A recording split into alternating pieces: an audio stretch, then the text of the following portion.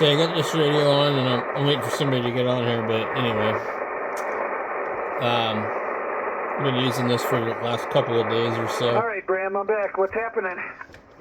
Oh, I just got the Kenwood 940 on the air. Haven't had it on for a while. All right, sounds pretty good. Are you using the hand mic? I'm using the desk microphone, the MC60, so it might sound like I'm flushing a toilet every time I key up. Do you have the preamp on that thing underneath on the back? No, I don't. I can turn it on, but it'd probably sound really bad. So go ahead, turn it on. I want to hear the difference. Okay, how's that? I don't know if this one requires a battery, but if it does, I think it wouldn't work at all, right? Right, it does require a battery, although I've heard people say it gets its power from the radio. I don't know, but yes, it does require a battery. You don't have a battery in it? No, I don't. It depends on the radio you hook it up to. I see the meter is working, so it must be louder, right? What it did is it compressed it a little bit. It brought everything up just a little bit, but now shut it off. Let me hear the difference. Okay, 1, 2, 3, 4, KG7HVR. I keep seeing it try and key up when I smack the microphone as if my Vox might be on, and it is. Aha! Yeah. Do you have the hand mic that comes with that radio too? I do. It's a newer one from a Ts940, but I can put it on. Yeah, it's the same kind. I'd like to hear it, the difference. Can you do that? Yeah, no problem. So we're using this one right now, and we'll switch to this one. We'll see what David thinks.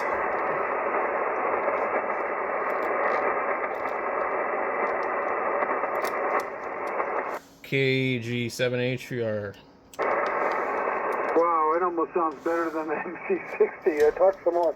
It usually does. I don't usually use the MC60, except for people complaining the clicking and creaking noise that these make. Yeah, I think I almost like this one better. It's amazing, because the MC60, because I have the MC60, and I use it on my, 450, I thought I was getting more talk power out of the MC60, but I have a battery in there, and I noticed that when I use that, the meters go way up. But listening to you, I think that the MC60 sounds kind of mushy, and with this hand mic, you sound clearer. Yeah, that's what I've found when I listen to it on a nearby radio. I don't remember if I've ever had any luck using the processor on the radio. It's a really weird one. It's got two knobs for the in and the out of the processor, and I guess like preamp and power amp or something. I'm not sure. Oh, I don't know. Well, can you turn it on? Yeah, let's see. Okay. One part of it is, let's see, the outside knob for the out is up all the way, and then the in is barely turned up, and it looks like I'm just peaking around 100 watts. And if I turn it a little bit more, it'll get worse and worse. No, you don't need it. It's distorting. I mean, it's way too much. Okay, how about over here? Is that still way too much? No, that was a little bit better. What did you do there? I just turned the input part of the processor down, and the output is up all the way. It's got an inside and outside knob, and it says processor in, processor out. Yeah, that's not bad. I think you got a little more punch. Yeah, and then of course I could adjust the outside one, and would probably turn it down a little bit. Let's see. So I got that one is about the 2 o'clock position. You're fine there, yeah. I don't even, maybe after listening to you, maybe I'll throw that MC60 away. I have another one, the MC90. It has a gooseneck on it. Have you ever seen that one? That's supposed to be a really good microphone from what I understand. It is. I just think it's so ugly. I can't use it because it's so ugly. I'm not sure if I remember what it looks like. Okay, so I turned the processor off now. Yeah, that's better for what we're doing. You're fine.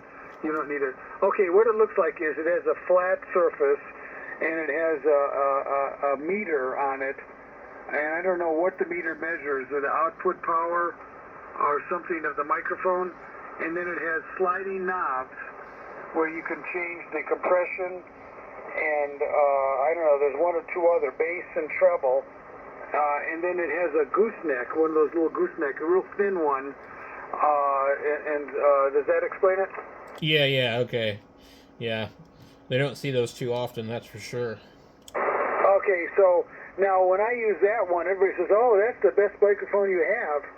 You know, so I think I'm going to go to that one. But I just think it looks weird. I don't know. What do you think? You've seen pictures of it, right? Well, you know, like the different ICOM ones that are gooseneck, I don't really care for those either. Yeah, well, at least, but the ICOM ones, they don't have such a wide base. You know, like I have the MC, I think it's the SM8 or something like that, and you know, the base is not that wide, so it doesn't look so weird. But this one looks really weird because the base is so wide. But, you know, it has all those other functions on it. You know, it has the sliding knobs. Yeah, so the description of it, I can't picture it in my head of what it looks like anymore because I haven't seen one in a while, but reminds me of like those really weird MFJ microphones that have all the equalizers on this big, huge base with this little tiny gooseneck. That's it exactly. But I'm telling you, every time I use that microphone, I get great reports, great audio reports. It's probably because it uses an electric element and some other stuff. I see. That goes into the 450. So anyway, somebody was trying to buy it from me, and I didn't want to sell it to him, and he got real mad at me. He goes, "Oh, you're not using it. Just sell it to me. You know, blah blah blah." And I said, "No." I said, just like what you said, these microphones are hard to find. Yeah, well, and the fact is it's yours, not theirs. And you have it for a reason because you wanted it at one point in time. I mean, we all have lots of stuff that we don't never use that, you know, why do we want to sell it? You know, I mean, like, I don't really want to sell half of the stuff I have, you know. I mean, if somebody wants to give me too much money for it, I might think about it. But I have stuff that, like, no matter what you were willing to pay, I'm not going to sell. Well, I just enjoy collecting the things, you know, and every now and then I go back. But, like, just right now, oh, and this is I was thinking about the MC90, and, you know, there's another weird thing about the MC90, that it has adapters for two radios. In other words, there's a cable for one radio, and then say you had two Kenwoods, like say you had a 2-meter Kenwood radio, and then you had a 2-meter, and then you had your HF radio. You could use that microphone, and then with the adapter, the other cable, you don't have to use another microphone. You can use the same microphone on both radios. Oh, cool. Yeah, I've seen a few things that do that. I'd have had a Kenwood, what was it? It was like a TR something, and it had like this weird like base underneath it, but it wasn't really a power supply, but it was like a power distribution base, and it had a speaker in it, and it was a TR something, like a TR 7400, and it didn't show you the whole thing for 2 meters, so you're looking at like, instead of like 146.52, it said 46.52, and then you had no PL tones. I see. Yeah, so anyway, I'm going to get that one. I like the 450. I have it in my Studio B there, and I usually, sometimes I go there in the morning or the afternoon and talk on it, but I don't know, maybe I should bring it in here and use it in the evening so you can hear the difference. But you know, your 940 sounds good like that with your hand mic. Just make sure that when you hook it up and you get on here and tell Clark that you're trying out a new antenna on an older radio, and then, you know, you say, well, it's an end-fed, and I decided to use the 7300 since it's such a good radio to test these out on and see what he says. Yeah. No, that microphone, that Kenwood has a nice sound to it. It makes that radio shine. There used to be this guy on 3913 N7IU. Have you ever heard him before, Jim? Yeah, isn't that the guy that's the minister? Yeah, yeah. So he loves the Yaesu FT102s, and he talks about them constantly. And he says every other radio sounds like crap. 7300 sounds like crap. So we would get on there and I'd mess with him, and I'd get on there with my 7300, and I'd tell him I was on my 102, and he tells me it sounds great. And then 5 minutes later, I'd say, "Hey, I'm not actually on my 102. I'm on an ICOM 7300." And he says, "Oh yeah, it sounds terrible." He didn't get mad at you? No, he tried to make it. He tried to make it sound like all of a sudden the radio was bad. That before it must have been an accident that it sounded good. Yeah, I used to listen to him. I mean, that guy is brilliant. I mean, he knows the Bible in and out and everything. And I went through some real difficult questions at him about the Bible and everything. And he knew everything about it. So that's cool. But but he just keeps on lecturing. Yeah, well, he's a storyteller too. And he tells the same story, but some of his stories, are very stretched out. As far as the truth goes. I've known him for a long time, and he always asks me how my kids are doing and things like that, and he's just always been a nice friend on the radio. But like, he gets really carried away about his stories. He's got stories about Bigfoot, he's got stories about this, he's got stories about how he walked on foot and tracked a cougar for 21 miles at night. And me and Lee were sitting there one night, we're like, there's no way he could have tracked an animal for 21 miles on foot at night. Well, maybe if he was 25 years old. Well, if you're up in the mountains and stuff, 21 miles is a long time to track anything on foot. Yeah, that's a good point. I didn't know you still had the Foot 940. That's a nice radio, isn't it? It is. I like the way that it looks with that little side green display with the gives you the frequency in your AFO or VFO A and B.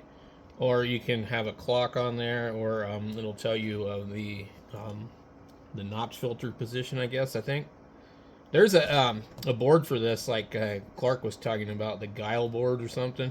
And you put it in there, and all of a sudden the thing's got like band stacking, VFO, and everything. It would be cool to get it, but I just don't use it enough. See, I had the 930. I bought it, and I thought I was buying the 940, not the 930. And so when I got the 930, the 930 came out first, and I just didn't like the way the 930 looks. It just, I don't know, it just didn't have a modern look. You've seen the 930s, haven't you? So I went to Ham Radio Outlet, I don't know, maybe like 2019, and there was a 930 in there. And Big Mike said, it doesn't work right. Something wrong with it. And it was like, I don't remember what it was like $125. And so I had it out there screwing around with it. The VFO wouldn't change the frequency. Well, it was in memory mode, and I figured it out while he was looking, but I changed it back really fast. And I was like, well, I'll buy it. And I bought it and took it home and used it for a while. I don't like about them is the face is silver, whereas this one is a gray color, a dark gray. But they're just as good as the 940. The 940 is obviously better looking, but they're really the same radio. Right. Well, the 930 had the best. I don't know, what is it? The passband tuning. What do you call that? I think it is right in the upper corner where you can use passband tuning. Isn't that what it is? Over. The sideband slope tuning, high and low cut. High and low cut. Is that the same as passband? No. It depends on where it's at in the IF or the AF stage. That's do you remember the twin PBT that they had on the ICOMs, and then they had to turn it from PBT to IF because one of the other companies sued ICOM and said you can't use it. So passband tuning is in the passband, and then IF and AF. I don't know what it's confusing, but I know they're not all exactly the same thing. So the low and high cut on the Kenwood was is audio frequency, or what is it?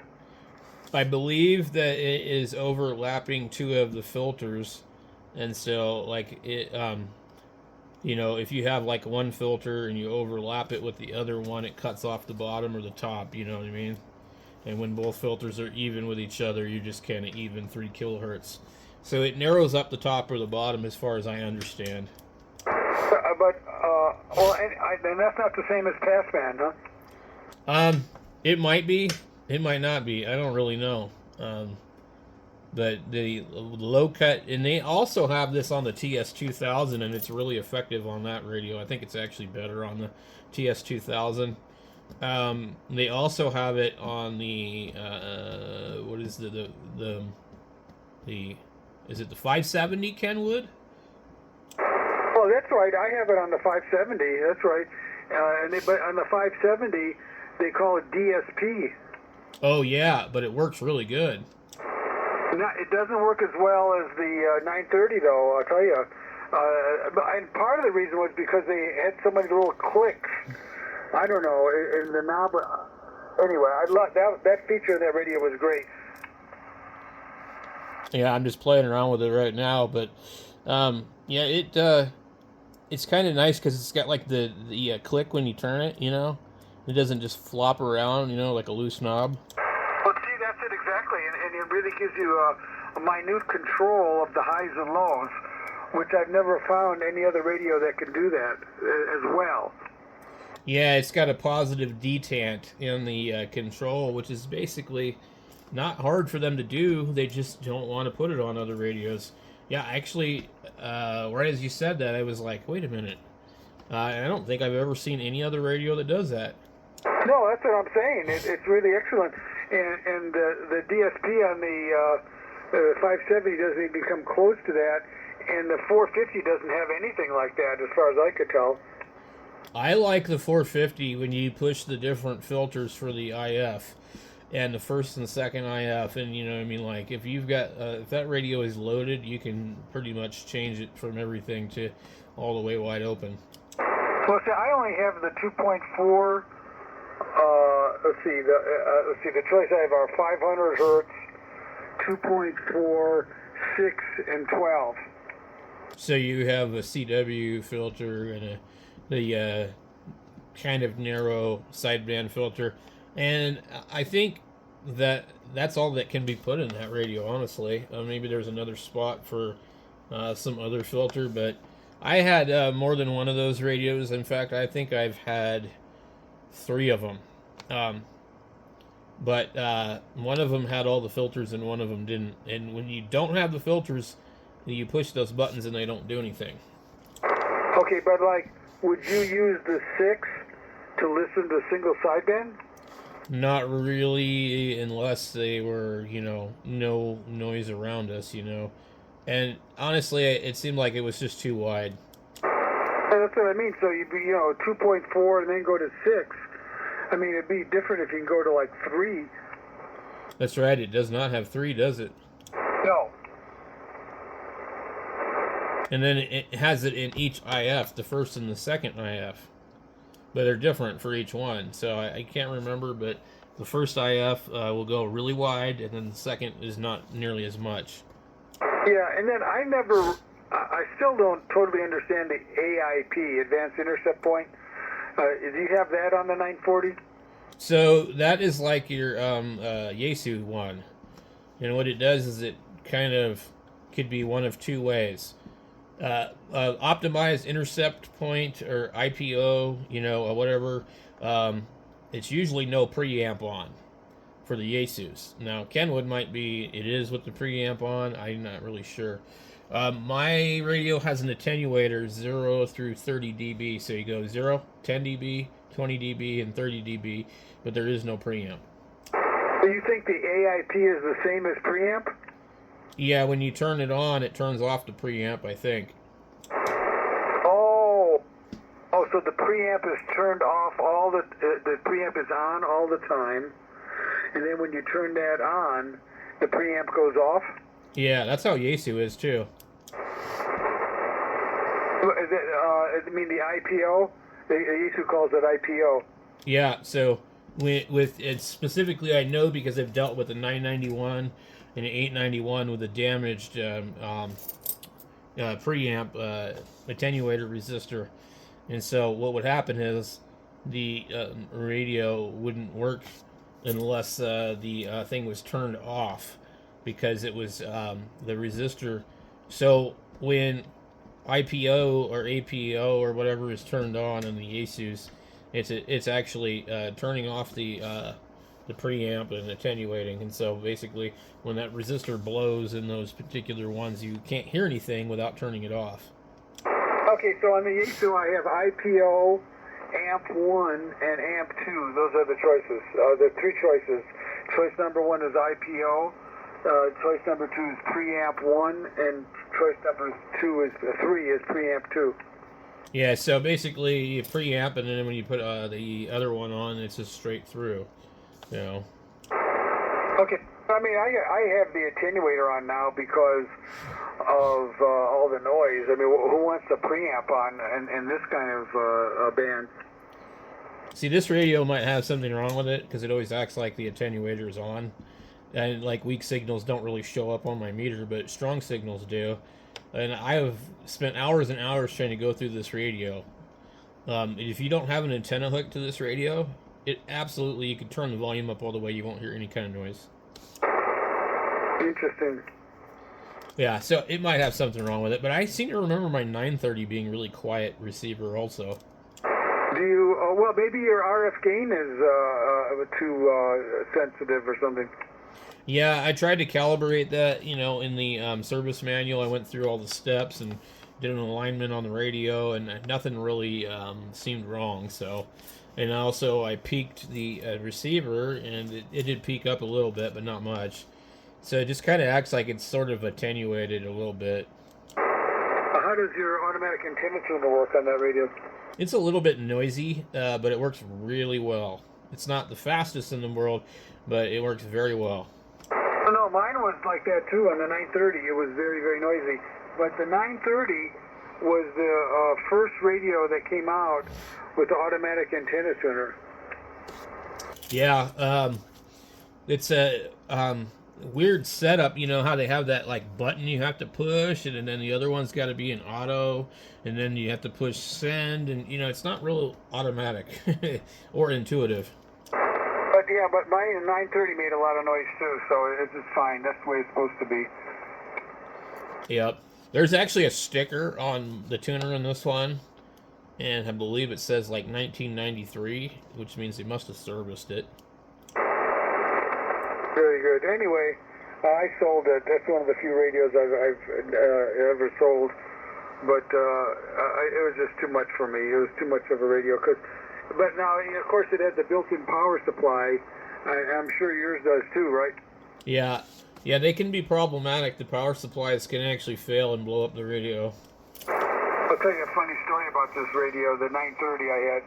So the friend of mine, I've been talking to for many years. He talked me into buying the radio from him, so I did.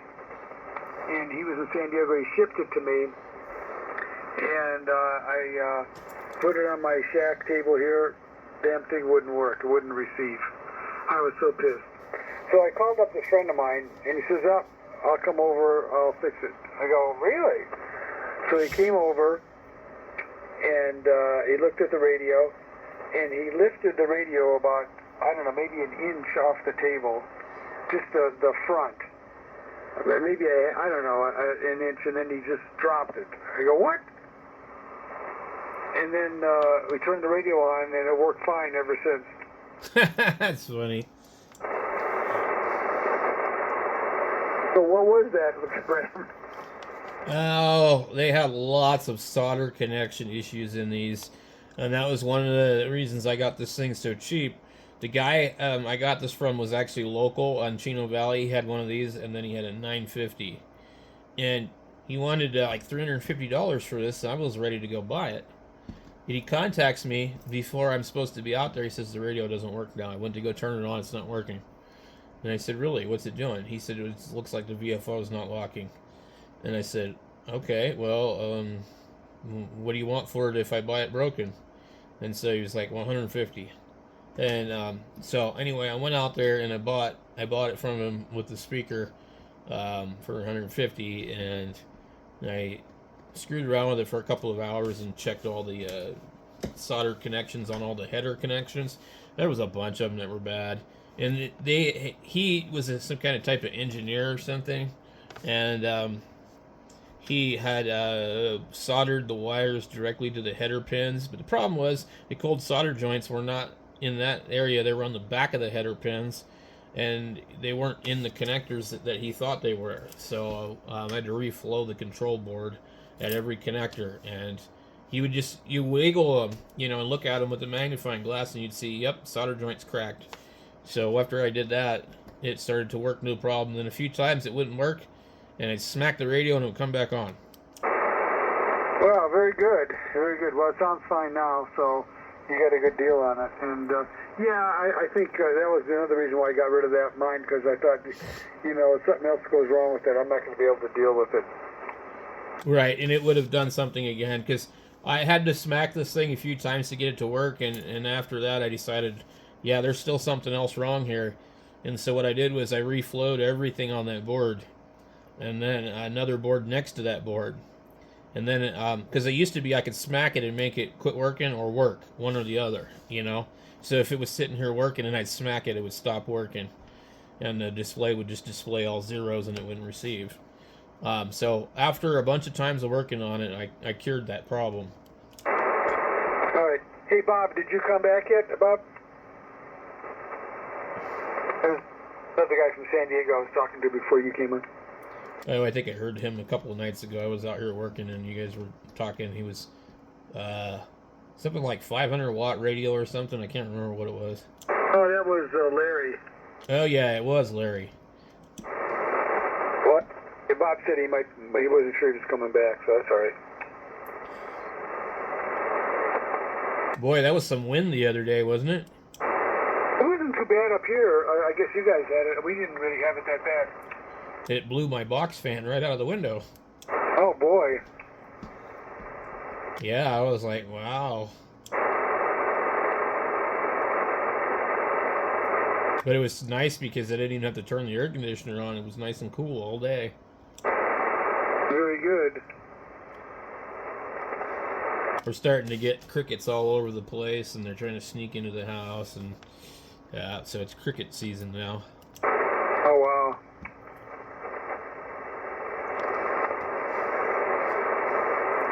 Yeah, I can run the solar till about 7 o'clock.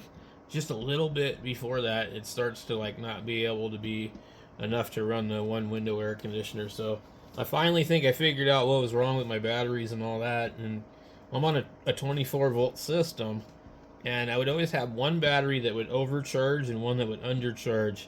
And I guess apparently it's just really difficult to get your batteries completely balanced to each other, and if you don't, they'll never balance. Wow. Well, good thing you figured it out. Yeah, after replacing 2 sets of Walmart batteries.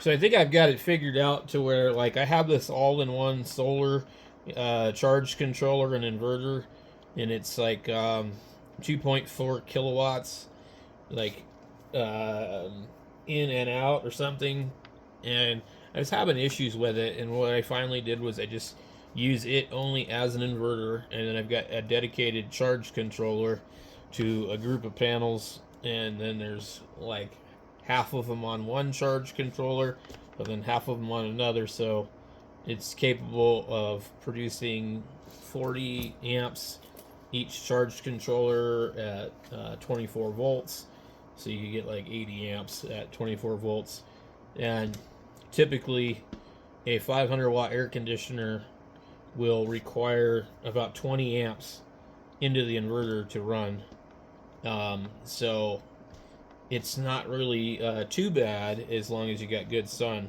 but you start getting to where the sun is not hitting all the panels and stuff, and you're definitely not going to run two solar or two ACs, because I have one out here and I have the one in the bedroom there, and it's a good way so that we don't have to pay for it, it's going to take me a while to get my return on investment, but it kind of guarantees we won't see any $200 power bills. Oh, okay, that's good. Well, it's still been a kind of a mild season. I mean, really, today it didn't get over 72 here. Yeah, it was a lot mellower today. There was like, I think 3 days ago, it was maybe closer to 85.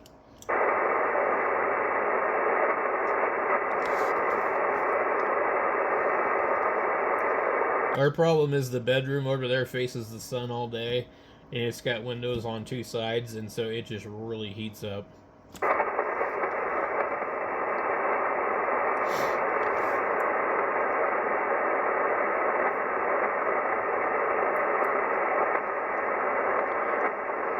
Well, anyway, I'm starting to fade here. I've been going since about 5 o'clock this morning, so I'm probably going to say 73. And I'm glad we had a time to chat a little bit. And no, I like your 940. Like I said, it's definitely a nice sounding rig with that hand mic. Yep, it sounds like it's bedtime for you. I'd be tired too. Anyway, yeah, we'll catch you on here tomorrow. I'll try to get out on here more often and stuff, as long as there's not like controversy going on and stuff like that. I just like to just talk. I don't really like to debate things. You know what I mean? Yeah, we don't talk politics or anything here. I mean, occasionally we do, but generally nothing like that. I don't think any of us really want to get involved in that here. There's enough of that going on, and we just kind of come here for enjoyment and just camaraderie. My problem is that every once in a while, I'm very outspoken, and I start to get into my my beliefs, and I think that kind of causes issues. No, it's never caused an issue here. Nobody cares. Speak your mind. That's fine. I don't care. Yeah. Anyway, it is what it is, and I just I need to work on my behavior sometimes. We all have room for improvement. Yeah, but I've never noticed you having bad behavior here. You're fine. Oh, I've pissed off Clark so many times, you have no idea. Oh, well, okay. Well, okay. But, he doesn't hold it against me. But, yeah, I've pissed him off pretty good a few times. Well, okay. So, it comes and goes. Try to get it to roll off. I know I've been involved a couple of times with hams who were very abrasive, and anyway, after a while I just got too much. But no, you're fine. Okay, well, we'll look for you tomorrow night, Bram, and enjoy the rest of the evening. This is KG7 Oscar Lima. I'll be clear. Have a good night, David. KG7HPR.